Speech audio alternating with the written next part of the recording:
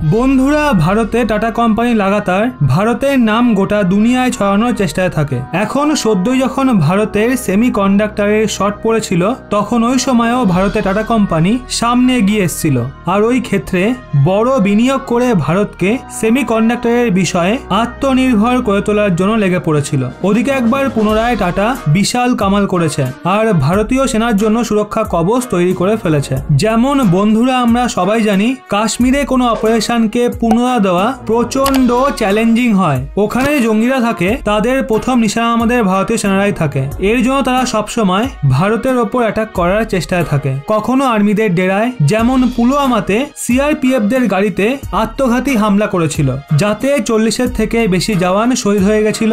এক্ষেত্রে কাশ্মীরে ভারতীয় সেনাদের এমন গাড়ির প্রচন্ড প্রয়োজন ছিল, যার ওপর গুলি বা গ্রেনেডের হামলার প্রভাব পড়বে না। আমরা বাইরে থেকে এই ধরনের গাড়ি ইম্পোর্ট তো করে নিতাম, কিন্তু অন্য দেশ থেকে নেওয়ায় তার সংখ্যা লিমিটেড হতো। ওদিকে এর দামও অনেক বেশি হতো। ভারতের এই প্রাথমিকতা রয়েছে, নিজের সেনাবাহিনীর এক একজন সেনার প্রাণকে অনেক মূল্যবান বলে মনে করা হয়। পূর্ববর্তী সময় যতই ভারতীয় সেনা কম সৈন্য উপকরণ দিয়ে অ্যাডজাস্ট করে নিত, কিন্তু বর্তমান সময়ে সরকারের লক্ষ্য রয়েছে সেনাদের কোনো কিছুর কমতি রাখলে হবে না, কারণ সেনারা আছে বলেই আমরা আছি, গোটা দেশটা শান্তিতে আছে। এই কারণে ভারতের ডিআরডিও এবং টাটা অ্যাডভান্স সিস্টেম ভারতীয় সেনার জন্য চাকাওয়ালা সাজোয়া গাড়ির প্রথম বড় ক্ষেপ সঁপে দিয়েছে। এটাকে ডিআরডিও এবং টাটা অ্যাডভান্স সিস্টেম মিলে তৈরি করেছে। এটাকে টাটা অ্যাডভান্সের তরফ থেকে একটা সমাহারের দরুন ভারতীয় সেনাকে সঁপে দেওয়া হয়েছে, আর এটাকে স্বয়ং ভারতের সেনা প্রমুখ MM নারভানে মহাশয় চেক করছেন। ভারতীয় সশস্ত্র বলের জন্য চাকাওয়ালা সাজোয়া যুদ্ধবাহনের উৎপাদন এবং বিতরণ করা টাটা ভারতের প্রথম নিজস্ব ক্ষেত্রের কোম্পানি হয়ে গেছে। ভারতীয় সেনার দ্বারা এই বাহনকে মরুভূমির সঙ্গে সঙ্গে উঁচু এলাকাতেও পরীক্ষা করা হয়েছে। এতে ভারতীয় সেনা সুরক্ষিত হবে, অনেক উচ্চতা সম্পন্ন দুর্গম এলাকায় যাতায়াত করতে পারবে। এটা নর্থ ইস্টে প্রচন্ড লাভদায়ী হতে চলেছে। এছাড়া টাটা সাইট সিস্টেমও সেনাকে সঁপে দিয়েছে, যা প্রায় 20 কিলোমিটার অবধি দেখতে সক্ষম।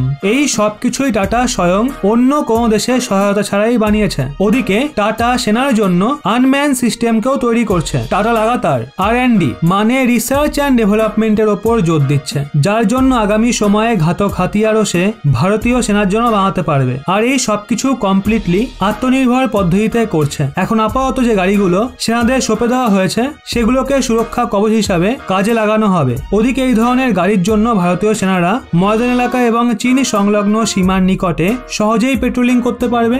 আমরা আত্মনির্ভর ভারতের কথা বলছি, মেক ইন ইন্ডিয়া এবং মেড ইন ইন্ডিয়া নিয়ে কথা বলছি, তো এতে ডিআরডিও কিভাবে পেছনে থাকতে পারে? এখন ডিআরডিও ভারতীয় সেনাদের জন্য ভীষণই বিধ্বংসী খতরনাক বোমের নির্মাণ করেছে। এই ব্যাপারে আপনাদের পরে বলছি, কিন্তু তার আগে কমেন্ট বক্সে টাটার জন্য জয় হিন্দ অবশ্যই লিখবেন। টাটা লাভ লোকসান ভুলে গিয়ে ভারতের স্বার্থে লাগাতার কাজ করে যাচ্ছে। চলুন এবার কথা বলি ভারতের defence research and developmental organisation মানে ডিআরডিওর।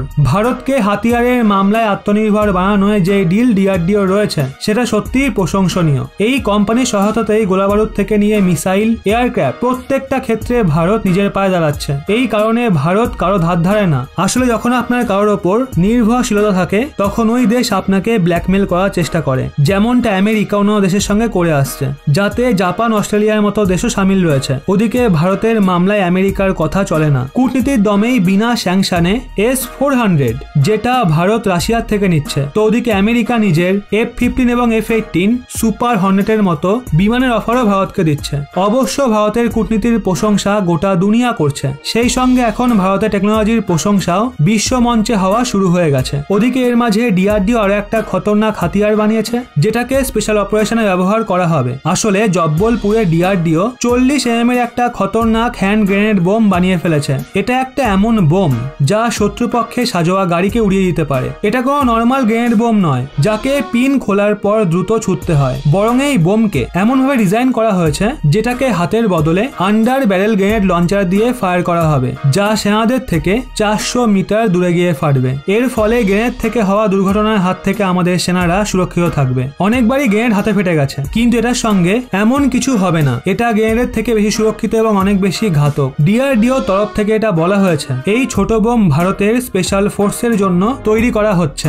সিক্রেট অপারেশনে তারা সুবিধা পাবেন। রিপোর্ট অনুসারে 10,000-এর বেশি এই ধরনের বোমের নির্মাণ ভারতীয় সেনার জন্য ডিআরডিও দ্বারা করা হচ্ছে। এটা এই বছর টেস্টের পরেই সেনাকে সঁপে দেওয়া হবে। ডিআর DRDO এবং টাটা গ্রুপের এমন দুর্দান্ত কার্যকলাপের জন্য কমেন্টে জয় হিন্দ লিখতে ভুলবেন না। আর রতন টাটা মহাশয়ের দেশাত্মবোধের জন্য ওনাকে শত কোটি প্রণাম।